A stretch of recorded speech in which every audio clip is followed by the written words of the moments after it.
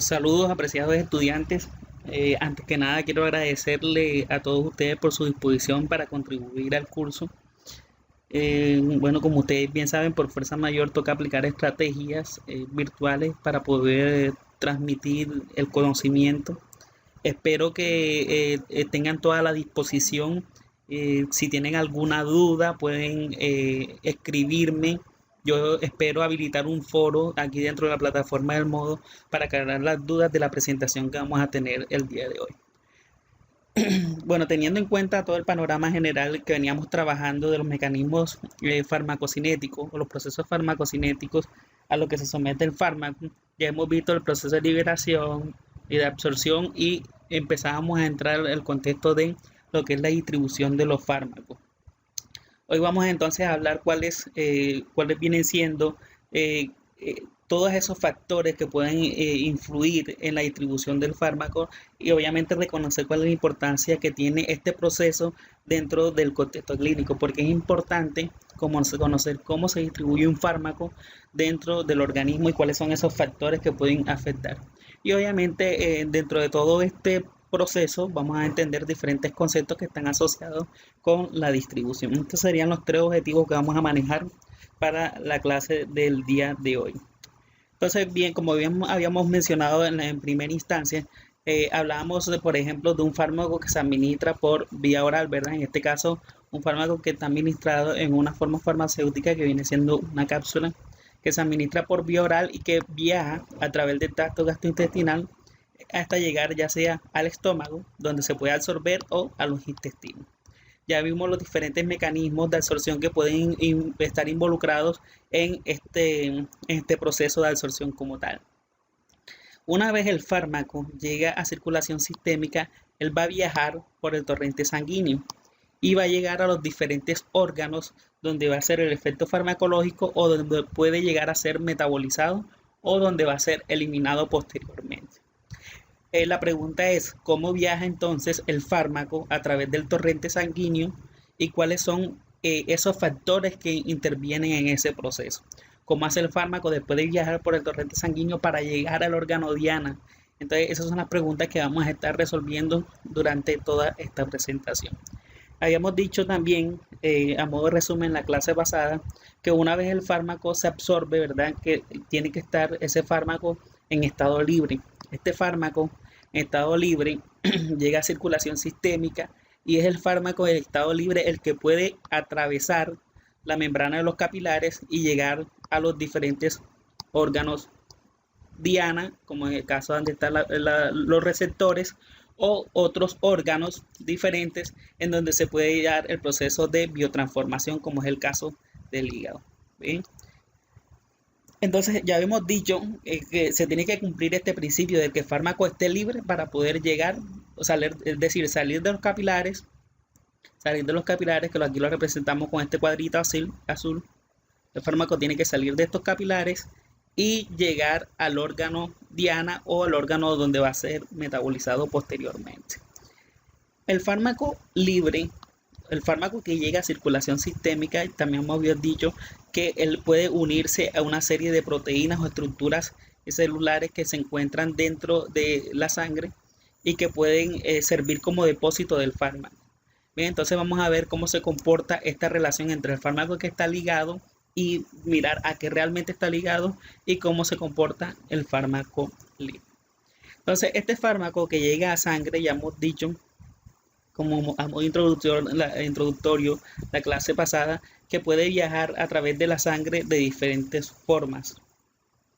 Una de estas formas es que el fármaco puede estar disuelto en el plasma como tal. El plasma, cuando hablamos de que está disuelto en el plasma, estamos haciendo referencia a la parte fluida de la sangre, ese que tiene mayormente un componente acuoso. Ese fármaco que está disuelto en sangre es un fármaco que está en estado libre, como lo habíamos mencionado anteriormente. ¿Qué quiere decir que está libre? Que puede difundir hasta los otros tejidos, es decir, puede llegar al órgano diana, o puede llegar a los órganos donde va a ser metabolizado o los órganos donde puede ser eliminado posteriormente, como lo vemos aquí en estos puntos. Otra forma en la como el fármaco puede viajar es que vaya incorporado en células. El ejemplo más común de esto es cuando el fármaco se puede unir a los hematíes, es decir, a los glóbulos rojos que están en la sangre. Recuerden que los glóbulos rojos tienen una serie de proteínas que se le conoce como hemoglobina, una proteína que se le conoce como hemoglobina. Hemoglobina es la encargada de transportar el oxígeno. Esta hemoglobina también puede servir de sitio de unión al fármaco para su distribución por la sangre. Y el otro proceso, y es el más común y es el que nos vamos a dedicar el día de hoy, es la unión de los fármacos a proteínas plasmáticas. Esas son proteínas que se encuentran en la sangre y que están dadas básicamente para el transporte de nutrientes, algunas proteínas, algunos ácidos grasos, etcétera. Sin embargo, hay fármacos que tienen por características químicas que les hacen, que le permiten su unión a este tipo de proteínas plasmáticas. Entonces, cuando el fármaco está unido a estas proteínas plasmáticas, ya no estamos hablando de un fármaco libre, no estamos hablando de un fármaco libre, sino un fármaco unido a proteínas plasmáticas. Estas proteínas plasmáticas, la más conocida es la albúmina, la globulina, lipoproteínas y glucoproteínas alfa y beta. La más importante de este proceso y la que más interviene en el proceso de distribución del fármaco es la albúmina, y es la proteína plasmática a la cual se unen mayor cantidad de fármacos. Entonces, cuando hablamos de un fármaco que está unido a proteínas plasmáticas, ya estamos hablando de un fármaco que no es capaz de llegar al órgano diana. Este fármaco que está unido a proteínas plasmáticas no es capaz de llegar al órgano diana. ¿Por qué? Porque esa proteína plasmática hace que la estructura sea muy grande como para permitir que el fármaco salga de los capilares y pueda migrar al órgano diana. Entonces, si ponemos el ejemplo, aquí tenemos un capilar, ¿verdad? Por donde fluye la sangre. Este es el fluido de sangre, ¿verdad? En la sangre vamos a tener un fármaco, ¿verdad? Que puede estar libre, y este fármaco que está libre tiene un tamaño que le va a permitir salir de este capilar. Ese es el caso de que sea un fármaco que esté en estado libre. Entonces vamos a borrar esto un momentico. Ahora, ¿qué pasa cuando hay un fármaco que está unido a una proteína plasmática? Suponemos que esto es una proteína plasmática, ¿verdad? Y tenemos inmediatamente el fármaco que está unido. Y este tamaño de la proteína plasmática, es muy grande como para permitir el paso del fármaco a través del espacio intercelular que existe entre los capilares. Por ende, no va a poder salir. Si no sale, por ende, no va a llegar al órgano diana donde va a ser el efecto farmacológico. Bien, entonces, ¿quién lo va a poder hacer solamente? El fármaco que está en estado libre. Entonces, aquí hablamos de un término que dice que el fármaco entonces estos fármacos que están unidos a proteínas plasmáticas alargan la vida media del fármaco. Cuando estamos hablando de vida media, estamos haciendo referencia al tiempo que tarda el fármaco en reducir su concentración plasmática a la mitad. Entonces, viéndolo en forma holística, podemos pensarlo como el tiempo que puede durar el fármaco en nuestro organismo. Entonces, ya son unos conceptos que vamos a ir aclarando más adelante. Entonces, lo que no me interesa hasta el momento es que entiendan que el fármaco puede viajar en sangre, disuelto en el plasma, incorporado a células o fijado a proteínas plasmáticas. Dentro de las proteínas plasmáticas, la más común es la albúmina. Y debemos entender que el fármaco que está ligado a proteínas plasmáticas va a ser incapaz de llegar al órgano diana. Que el fármaco que va a lograr hacer un efecto farmacológico es aquel fármaco que está libre, como tal, un fármaco libre. Entonces, dentro de estas proteínas plasmáticas, ellos tienen diferentes sitios de unión. Entonces, son espacios dentro de la estructura de la proteína donde el fármaco se puede unir. Entonces, por ejemplo, la albúmina tiene 4 sitios de unión al fármaco. Se le conocen como sitio 1, sitio 2, sitio 3 y sitio 4. Bien. Entonces, dependiendo del sitio, así hay diferentes fármacos que se pueden unir al sitio 4 o se pueden unir al sitio 1. Y hay fármacos que se pueden unir tanto al sitio 1 como al sitio de forma independiente. Todo depende de las características químicas del fármaco. Entonces, sin embargo, los sitios donde más fármacos se unen es los sitios 1 y 2 y son los ácidos débiles. Entonces, la mayoría de los fármacos son ácidos débiles y por eso tienden a unirse a la albúmina. Otra de las proteínas plasmáticas es la alfa-glicoproteína. Esta alfa-glicoproteína se puede unir a las bases débiles. Sin embargo, estas bases débiles también se pueden unir a las lipoproteínas. Bien, y los fármacos no ionizables, o también conocidos como fármacos liposolubles, se unen básicamente a las lipoproteínas. Por ejemplo, las grasas se unen a lipoproteínas. Entonces, los fármacos que son liposolubles, es decir, que tienen la capacidad de disolverse en grasas o en aceites, tienden a unirse a las lipoproteínas. Bien, entonces, importante entender en este caso que la albúmina o las proteínas plasmáticas tienen diferentes sitios de unión. La albúmina tiene 4 sitios de unión. Los dos más importantes son los sitios 1 y 2 y son más importantes porque se unen muchos más fármacos a esos sitios. La razón es porque la mayoría de los fármacos son ácidos débiles. Bien, que los fármacos se pueden unir exclusivamente al sitio 1, eso es cierto. Que se pueden unir al sitio 1 y al sitio 2, eso también es cierto. Entonces depende de las características del fármaco. Entonces aquí les tengo un cuadro, este cuadro que estoy mostrándoles en este caso, muestra los sitios de unión de la albúmina. Entonces, por ejemplo, tenemos el sitio 1, tenemos el sitio 2, tenemos el sitio 3 y tenemos el sitio 4 de unión a la albúmina. Entonces, miremos que en cada uno de los sitios tenemos un listado de medicamentos. Por ejemplo, la warfarina se une exclusivamente al sitio 1 de la albúmina. Si ustedes pueden ver aquí en el sitio 2 de unión no encontramos la warfarina. ¿Eso por qué? Porque la warfarina no se puede unir al sitio 2. Químicamente no lo puede hacer. Tampoco lo puede hacer al sitio 4, 3, ni al sitio 4. Bien, eso es el caso de la albúmina. Entonces, la warfarina se une exclusivamente al sitio 1. Entonces, si por ejemplo miramos el ejemplo del naproxeno, que lo tengo resaltado aquí en amarillito, el naproxeno se puede unir al sitio 1, ¿verdad? Pero también se puede unir al sitio 2. Entonces, eso porque sus características químicas se lo permiten. Bien, entonces hay exclusividad, pero también hay uniones no selectivas a los diferentes sitios de unión a la albúmina. Esto para que lo tengan en cuenta más adelantico cuando vayamos a ver cómo pueden interaccionar los fármacos.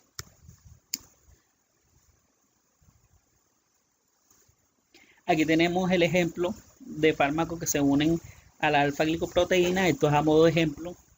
Algunos beta bloqueadores, antiarrítmicos, opioácidos, antidepresivos y otras clasificaciones que pueden ver. Y fármacos a modo de ejemplo que se unen a las lipoproteínas. ¿Bien?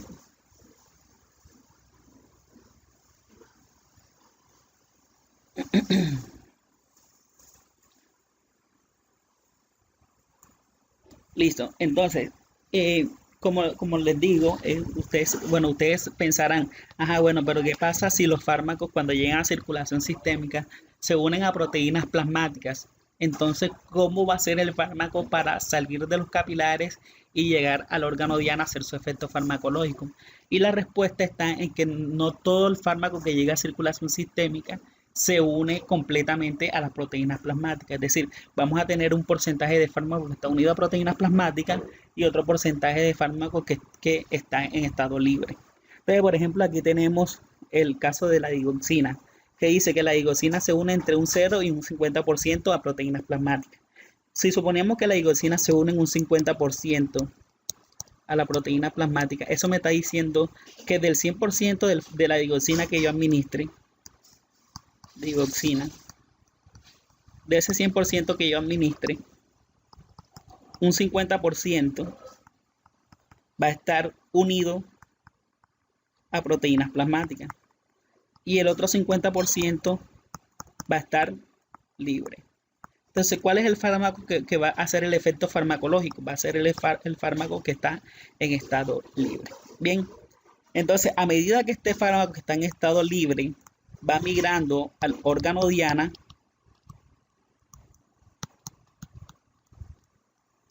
A medida que este fármaco que está libre va saliendo del capilar y va migrando al órgano diana, este fármaco que está unido se va liberando poco a poco, se va a ir liberando poco a poco. Entonces eso forma una especie de equilibrio y forma también como especie de un depósito. Es decir, que las proteínas plasmáticas retienen el fármaco por más tiempo para evitar entonces que se metabolice, se elimine y permanezca en sangre. Entonces, a medida que el fármaco libre va llegando, va migrando al órgano diana, hace su efecto, se elimina, ese fármaco que está unido a proteínas plasmáticas se va liberando poco a poco. Eso hace que se alargue el tiempo que permanece el fármaco en nuestro cuerpo. O dicho de otra forma, eso permite que estos fármacos que se unen a proteínas plasmáticas tengan una vida media más prolongada. Voy borrando esto aquí un momentico. Listo. Otro ejemplo que podemos citar aquí en el mismo contexto del porcentaje de unión del fármaco a proteína plasmática, podemos tomar de ejemplo el caso de la warfarina. Entonces miremos que la warfarina, aquí está, se une en un 90 o un 98% a proteínas plasmáticas. Entonces, si suponemos que de la warfarina se está uniendo un 98% a proteínas plasmáticas, eso quiere decir que apenas el 2% de la warfarina es la que está migrando al órgano diana y es la que está haciendo el efecto terapéutico. Es la que está haciendo el efecto terapéutico, el 2%. Pero no quiere decir que este 98% no vaya a actuar. Este 98% se va a ir liberando poco a poco a medida que este 2% va migrando al órgano diana, o a medida que se va metabolizando. Bien, lo mismo sucede para aquellos fármacos que se unen en muy alto grado a proteínas plasmáticas, como ejemplo el diazepam, ¿verdad? O la doxiciclina. Son fármacos que se unen muchas proteínas plasmáticas. Aquí menciona que se pueden unir a un 100%, pero realmente no logran unirse como tal a un 100%. Bien, siempre hay una pequeña parte del fármaco que se une, que queda libre y la que va a ir migrando al órgano diana. Entonces, sin embargo, miren que ustedes ven que hay fármacos que se unen un 50%, 90%, 98%, un 100%. Esto obviamente depende de la cantidad de proteínas y depende de la cantidad del fármaco que se administre. Entonces, si yo administro, por ejemplo, 100 microgramos de warfarina, ya yo sé que hay un 98% que se va a unir a proteínas plasmáticas. Si administro 200 microgramos, se va a unir igualmente un 98%, pero llega un punto en donde ese equilibrio se rompe porque las proteínas plasmáticas también se saturan. Entonces es posible que yo administre 300 microgramos y no son un 98%, sino que se une una menor cantidad de una menor proporción del fármaco porque ya las proteínas plasmáticas se saturaron. Entonces vamos a entender un poco este concepto. Entonces yo, por ejemplo, aquí tengo esta diapositiva en la cual hago como muestro la variación de las concentraciones de proteínas plasmáticas respecto a las concentraciones del fármaco y vamos mirando cuánto es el porcentaje de unión de ese fármaco a las proteínas plasmáticas y cómo va variando ese porcentaje. Entonces, si nosotros suponemos que tenemos un número determinado de proteínas plasmáticas en sangre, las proteínas plasmáticas no son ilimitadas, no son infinitas, hay un número determinado y que esas proteínas plasmáticas van a ser ocupadas por los fármacos. Entonces, si yo, por ejemplo, tengo que en sangre, a un modo de ejemplo, tengo 10 unidades, tengo aquí 2, 4, 6, 8, 10 unidades de proteínas plasmáticas, que son las bolitas azules, ¿verdad? Cada una de estas bolitas azules es una proteína plasmática. Entonces, si yo administro 10 unidades de un fármaco, ¿verdad? Yo encuentro que de estas 10 unidades de un fármaco, 4 unidades se unen a proteínas plasmáticas. ¿Y cuántas unidades del fármaco estoy administrando? Estoy administrando 10 y se están uniendo 4. Es decir, que el 40% del fármaco administrado se está uniendo a proteínas plasmáticas, ¿verdad? Y queda libre el 60%, que son estas de aquí. 60%. 4 se están uniendo, que viene siendo el 40% del fármaco se une a proteínas plasmáticas. Todavía tengo proteínas plasmáticas libres, es decir, que yo puedo aumentar un poco más la concentración del fármaco. En este caso administré 10 unidades del fármaco. Ahora, si ponemos el siguiente ejemplo, en el que este es el primer ejemplo, Ahora vamos a poner el segundo ejemplo. Si yo tengo las mismas 10 proteínas plasmáticas como las vemos aquí, ¿verdad? Ahora lo que voy a hacer es que voy a aumentar la cantidad de fármaco administrado. Ya no voy a administrar 10, sino 20 unidades del fármaco. De esas 20 unidades del fármaco, ¿verdad? ¿Cuántas se unieron? Se unieron 1, 2, 3, 4, 5, 6, 7, 8. Se unieron 8 unidades del fármaco a las proteínas plasmáticas. Pero yo administré 20, es decir, que sigue siendo el 40% del fármaco del que se une a proteínas plasmáticas. A pesar de que yo estoy aumentando la concentración del fármaco respecto al anterior, que eran 10 unidades, ¿verdad? El porcentaje de unión sigue siendo el 40%, ¿verdad? Entonces, miremos aquí, estas 8 unidades del fármaco, me representan el 40% de las moléculas del fármaco uniéndose a proteínas plasmáticas, ¿verdad? Y todavía tengo algunas proteínas plasmáticas disponibles para que se una fármaco, ¿ya? El 60% que son estos fármacos que están libres, aquí en todo el centro, ¿verdad? Viene siendo fármaco libre, 60%. Ahora, ¿qué pasa si yo vuelvo a aumentar la concentración del fármaco, teniendo en cuenta que las proteínas plasmáticas no se van a modificar sus concentraciones? Entonces ya no voy a administrar 20 unidades de fármaco, sino que lo voy a duplicar. Ahora voy a administrar 40 unidades del fármaco a estas mismas 10 proteínas plasmáticas. Entonces vemos que ya no se van a unir las 8, sino que se van a unir 10, porque son 10 las moléculas de proteínas plasmáticas las que tengo disponibles. Entonces vemos que el porcentaje de unión a proteínas plasmáticas del fármaco disminuye, pasó del 40% a un 25%, y por ende aumenta la concentración del fármaco libre. En este caso, la concentración del fármaco libre va a ser del 75%. Bien, ahora que la pregunta es, ¿qué pasa si un fármaco que tiene un porcentaje de unión a proteínas plasmáticas del 40%, es decir, que apenas el 60% es el que está haciendo efecto? ¿Qué pasa si yo de forma súbita aumento el fármaco que está en estado libre? Entonces va a pasar del 60 al 75. Este fármaco que está libre en grandes cantidades puede generar efectos tóxicos. ¿Y por qué sucede esta liberación en un determinado momento, ese excesivo fármaco libre? Porque se agotaron las proteínas plasmáticas necesarias para capturar ese fármaco. Entonces el fármaco libre aumenta. Entonces hay diferentes condiciones fisiológicas que pueden aumentar o disminuir las concentraciones de proteínas plasmáticas. Si aumenta la concentración de proteínas plasmáticas en sangre, la concentración del fármaco libre va a disminuir, es decir, que el efecto terapéutico tiende a disminuir. Y hay condiciones patológicas, fisiopatológicas, en las que concentraciones de las proteínas plasmáticas son muy pequeñas, entonces va a haber mucho fármaco libre y eso puede inducir a que se generen efectos terapéuticos. Nuevamente les recuerdo que el fármaco libre es el que genera un efecto terapéutico. Si hay mucho fármaco libre puede llegar a ser inclusive tóxico o puede generar eventos adversos. Bien, entonces miren, por ejemplo, miren esta relación que muestro en esta siguiente gráfica. Dice que a medida que la concentración del aquí vamos a una relación de la concentración plasmática respecto a el fármaco libre. Entonces dice que a medida que la concentración de proteínas plasmáticas aumenta,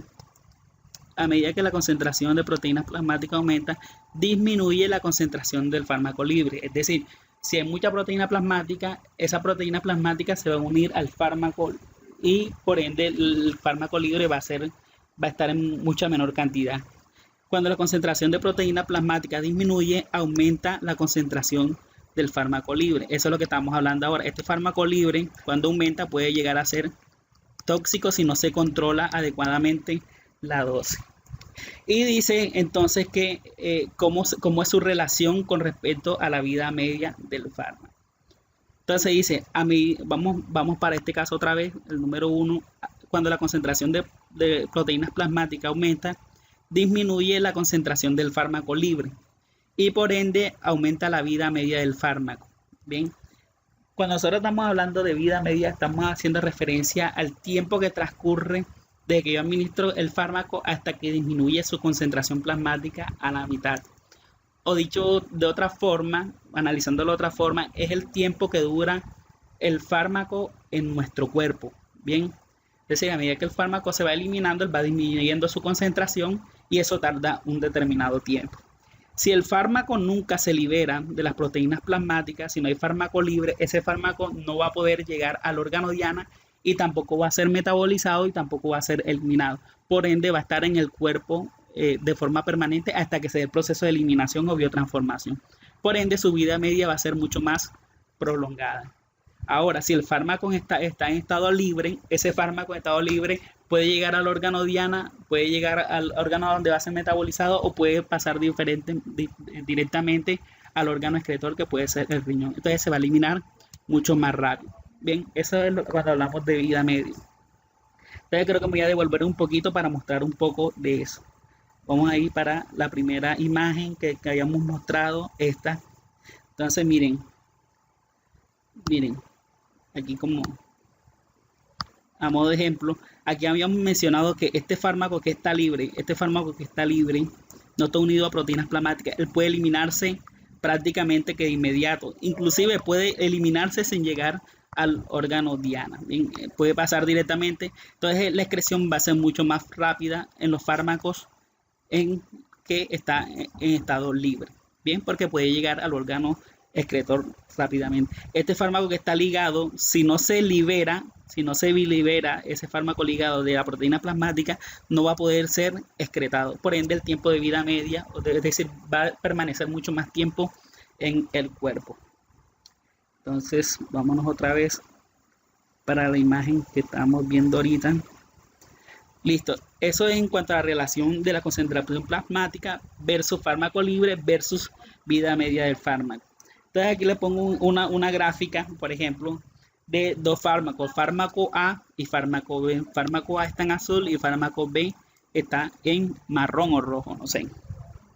Esa, o la línea punteada y la línea continua. Bien, entonces fármaco A, línea punteada, fármaco B, línea continua. Entonces si suponemos que el fármaco A es un fármaco que se une a proteínas plasmáticas. Se une a proteínas plasmáticas y el fármaco B no se une a proteínas plasmáticas. Es decir, que este fármaco que no se une va a tener mayor concentración de fármaco libre y este va a tener menos concentración de fármaco libre. Bien, entonces miremos cómo el fármaco que se administra, vamos a ponerle este por vía intravenosa. Miren que en el tiempo cero encontramos 100 microgramos, por ejemplo, del fármaco. Bien, entonces este fármaco va a comenzar a descender, su concentración plasmática en sangre, ¿verdad? Va a comenzar a descender su concentración plasmática en sangre a medida que pasa el tiempo. A medida que pasa el tiempo, disminuye, miren esta curvita, disminuye su concentración plasmática en sangre. Bien, entonces, cuando hablamos de vida media, estamos hablando del tiempo que pasa de que el fármaco disminuye, el tiempo que transcurre hasta que el fármaco disminuye su concentración plasmática a la mitad. Entonces, mira, en este punto, y aquí teníamos 100, ahora aquí tenemos 50. Ahí estamos pasando la concentración plasmática a la mitad. Entonces, miren, el fármaco B lo alcanza en este punto de tiempo, ¿verdad? Y el fármaco A lo alcanza en este punto de tiempo. Entonces, la vida media del fármaco A es mucho más larga que la vida media del fármaco B. Eso es lo que estamos mostrando en esa gráfica. Obviamente, entonces el fármaco A se elimina mucho más lento porque está unido a proteínas plasmáticas. El fármaco B no está unido a proteínas plasmáticas y por ende se elimina mucho más rápido.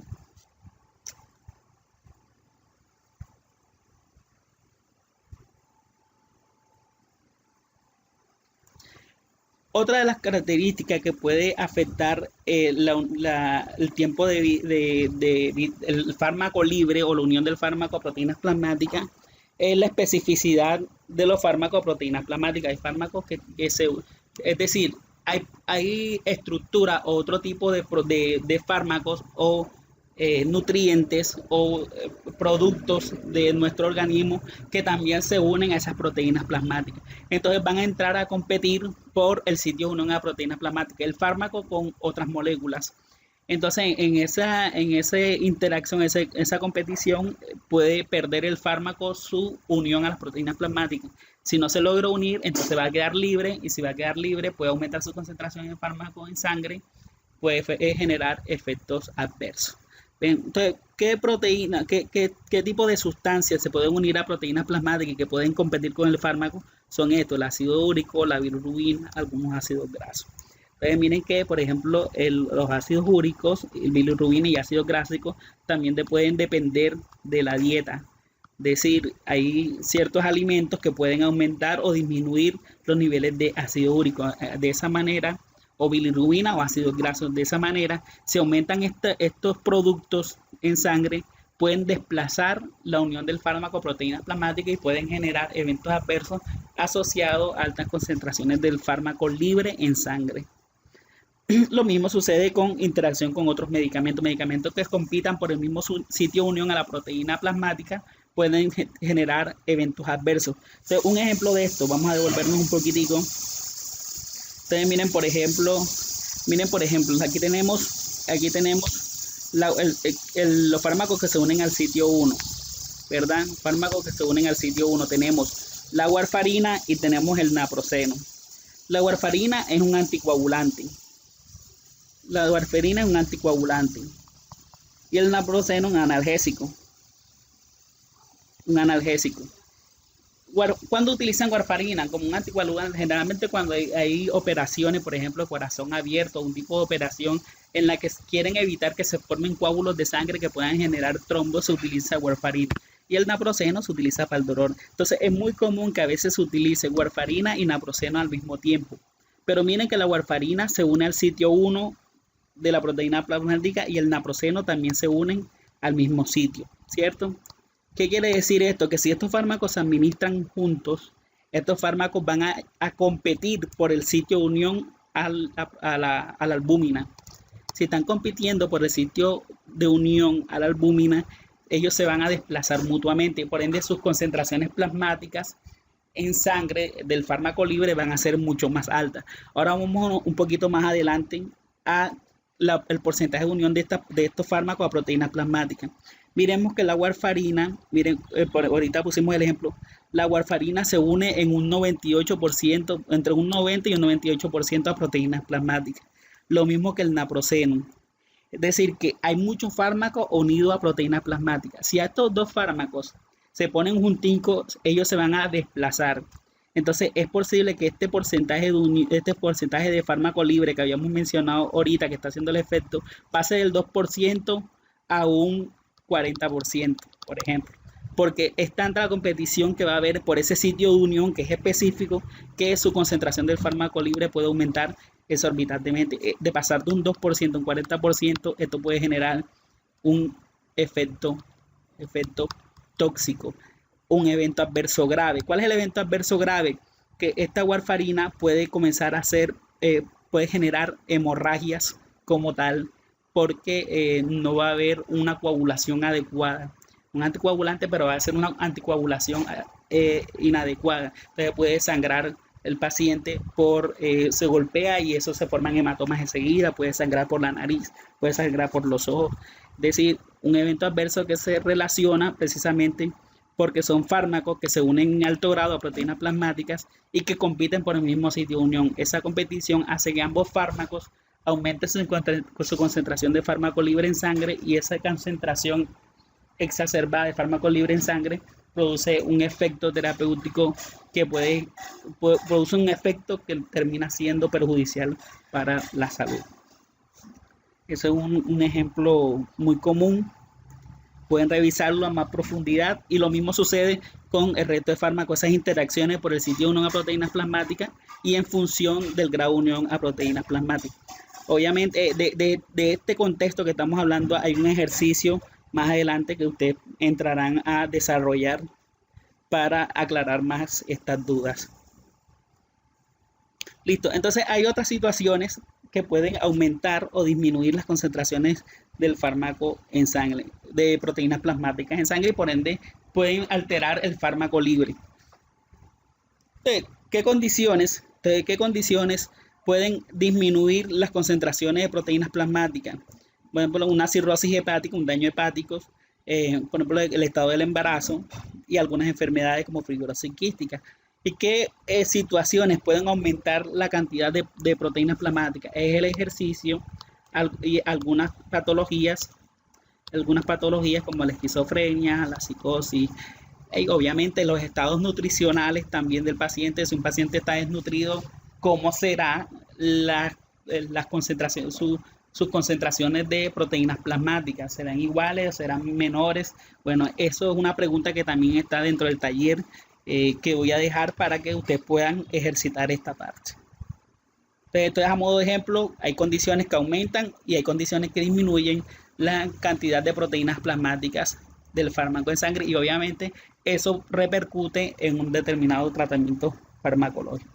Entonces, generalmente hay que hacer ajustes de dosis, ya sea aumentar la dosis o disminuyéndola, dependiendo de cómo estén esas proteínas plasmáticas.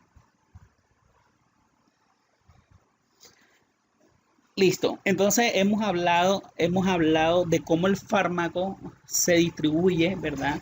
Por todo el cuerpo, cómo viaja en la sangre. Ya hemos visto que va diluido en el plasma, que puede ir unido a proteínas plasmáticas o a células como los hematíes.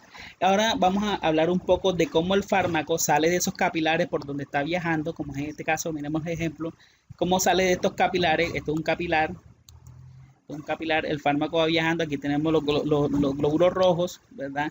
Aquí esto puede ser un fármaco unido en glóbulo rojo, puede ser, no sé, un lipoproteína, no sé. Y aquí tenemos, por ejemplo, un fármaco. ¿Cómo sale este fármaco? ¿Cómo sale este fármaco del capilar? ¿Verdad? Puede hacerlo de dos formas. Uno, por difusión, ya eso lo hemos visto, fármacos son liposolubles, pueden atravesar esta membrana directamente en función de gradiente de concentración, que esto lo vimos como mecanismo de paso de fármaco a través de las membranas biológicas. Y la otra forma en la cómo lo puede hacer, en cómo puede salir el fármaco de esos capilares y viajar al órgano diana, es a través del espacio intercelular, es decir, el espacio que existe entre célula y célula. Ven que es uno de los más comunes. ¿Listo? Entonces, uno de los mecanismos, uno de los mecanismos más usados es precisamente este espacio intercelular para poder salir de los capilares. Entonces, estos capilares que nosotros vemos, que estoy representando aquí, su estructura va a variar dependiendo del órgano en donde se encuentre. Hay órganos donde estos capilares van a ser muy estrictos al paso de sustancias, es decir, puede ser que este espacio intercelular sea muy estrecho y no deje pasar prácticamente nada. Y hay otros órganos donde este espacio intercelular es muy amplio y deje pasar prácticamente todo. Entonces, dependiendo del órgano, así vamos a encontrar diferentes impedimentos para que el fármaco pueda llegar al órgano determinado o no.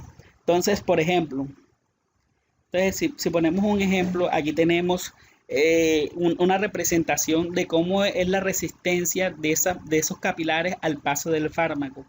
Es decir, del fármaco que va del capilar hacia el órgano diana, ¿verdad? Entonces hay órganos que tienen una resistencia mínima al paso del fármaco y hay órganos que tienen una resistencia máxima y otros que tienen una resistencia intermedia. Entonces, por ejemplo, el hígado y el riñón dice que tienen una resistencia mínima al paso de los fármacos.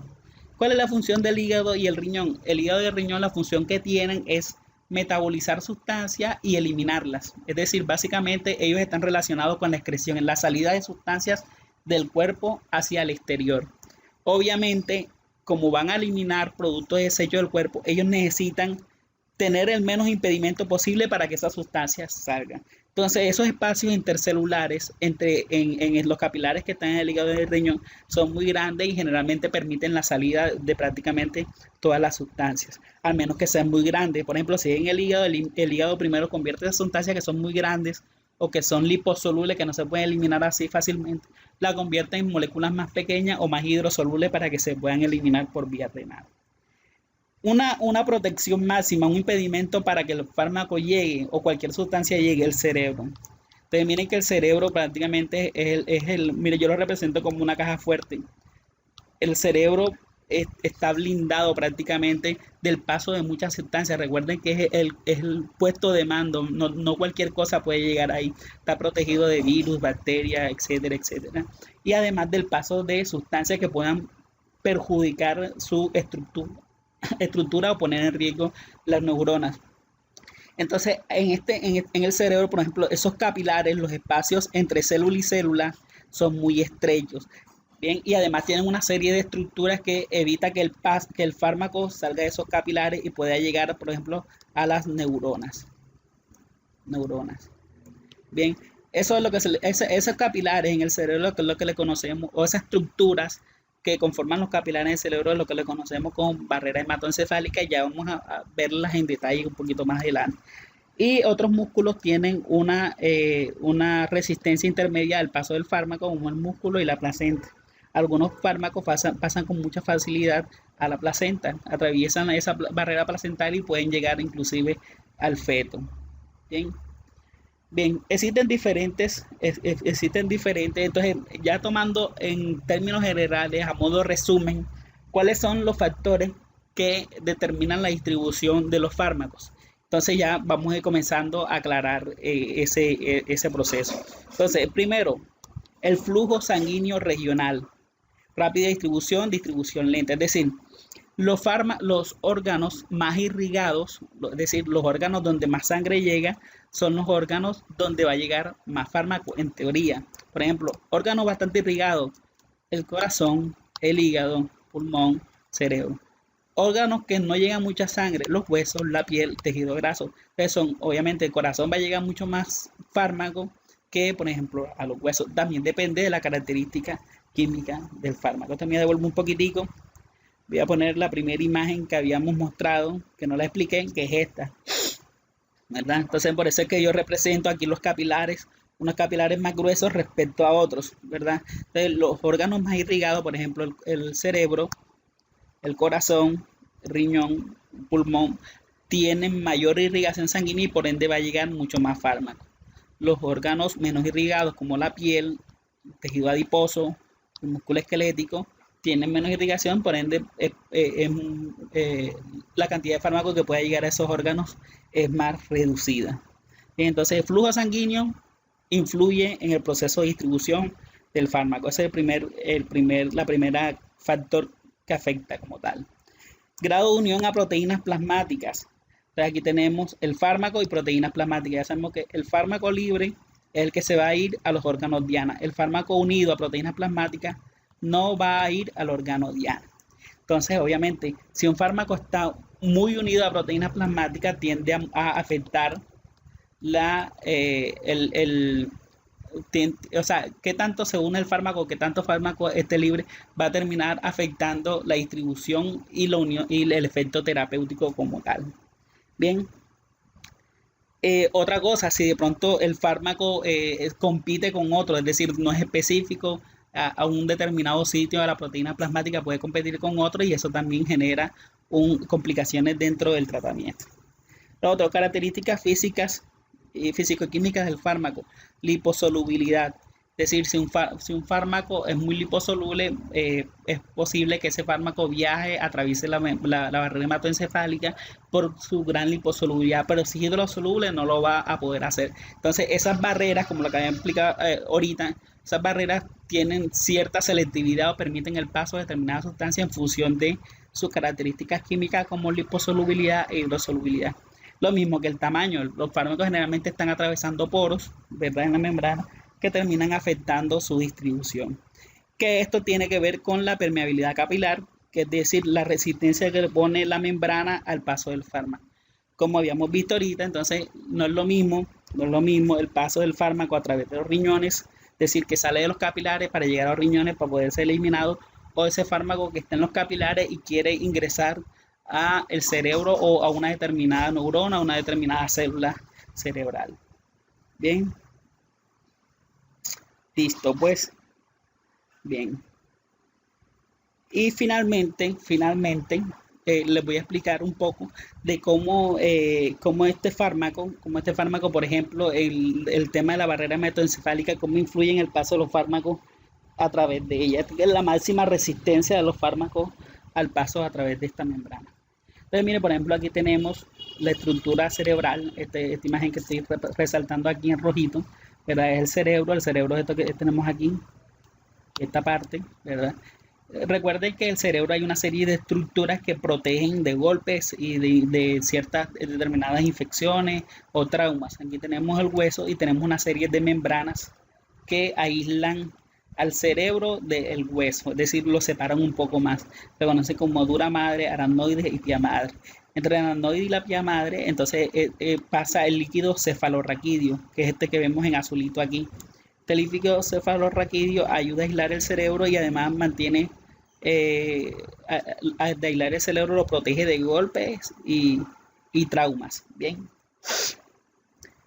Dentro del cerebro, entonces esta estructura que yo estoy representando, aquí tenemos la aracnoide, que es esta parte, perdón, aquí tenemos la estructura cerebral, ¿verdad? Donde aquí tenemos las neuronas, ¿verdad? Que interactuando con los astrocitos. Y tenemos el espacio intersticial. Ese espacio intersticial es el espacio que baña a las células, es decir, es el ambiente de todas las células, ya sea de la neurona, los astrocitos. Este espacio que vemos aquí, todo este espacio, ¿verdad? Y dentro de esa estructura tenemos lo que son los capilares. Esto es un capilar por donde fluye sangre, todos estos capilares. Bien, entonces estos capilares que vemos aquí, las estructuras, lo que nos conocemos como barrera hematoencefálica. Estos capilares, miren, la estructura es bastante compleja. Tenemos estas células endoteliales, ¿verdad?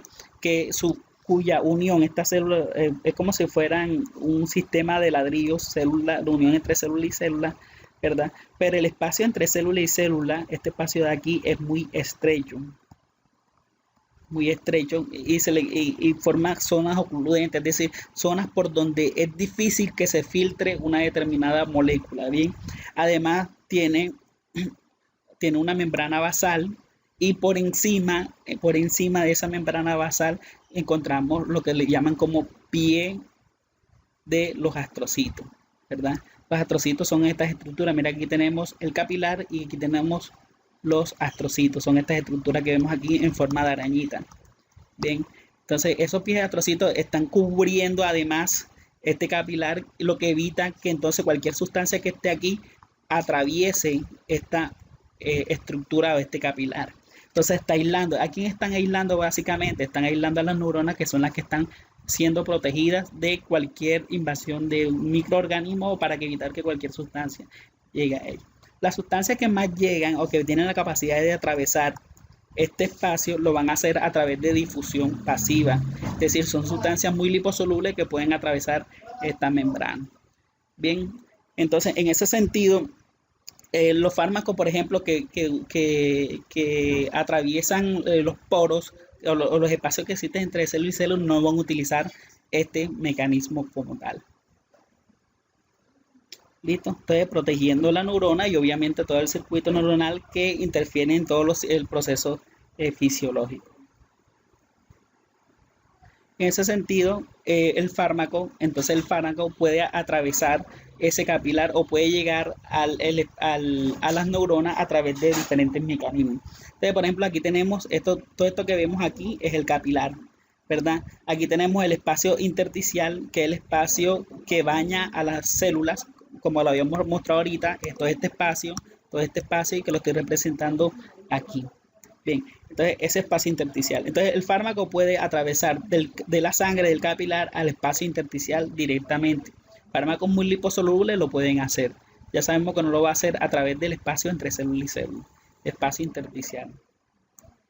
Bien, otra forma en cómo el fármaco puede atravesar esa membrana es llegando a través del líquido cefalorraquídeo, que es este líquido azulito que tenemos aquí rodeando el cerebro. Bien, un fármaco que llega al líquido cefalorraquídeo puede atravesar entonces esta membrana y llegar al espacio intersticial nuevamente a través del líquido cefalorraquídeo y a través de ese viaje puede llegar a los astrocitos, la glía, o puede llegar directamente a las neuronas. Bien, entonces ese es como en términos generales el mecanismo, como lo que puede utilizar el fármaco para llegar a las diferentes estructuras celulares. Lo mismo existe un mecanismo para el ingreso del fármaco o para que el fármaco atraviese la barrera placentaria. Y esta actividad sí se la voy a dejar de tarea para que investiguen cuáles son los mecanismos que utiliza el fármaco para atravesar la barrera hematoencefálica, cuáles son las características que debe cumplir el fármaco para que pueda atravesar esa membrana, esa barrera placentaria como tal. Bien, listo chicos, entonces por hoy voy a dejar esta presentación. Les estaré compartiendo además unos documentos que pueden, un capítulo del libro que pueden revisar para que profundicen más. Voy a intentar compartirles unos links de YouTube para que se ayuden también en esa parte. Y voy a habilitar el foro entonces para cuando tengan, si tienen alguna duda respecto a esto, podamos aclararla y entre todos podamos discutirla. Van a tener también una actividad, un taller que tienen que desarrollar algunas preguntas de selección múltiple y otras de desarrollo. Van a tener toda esta semana para hacerlo. Bien, le voy a poner fecha límite, es decir, tengan en cuenta que cuando se vence esa fecha límite no van a poder cargar los documentos, así que necesito que le presten un poco de atención al tema de las fechas. Bien, listo chicos, muchas gracias, quedamos en contacto y que estén muy bien. Nos vemos.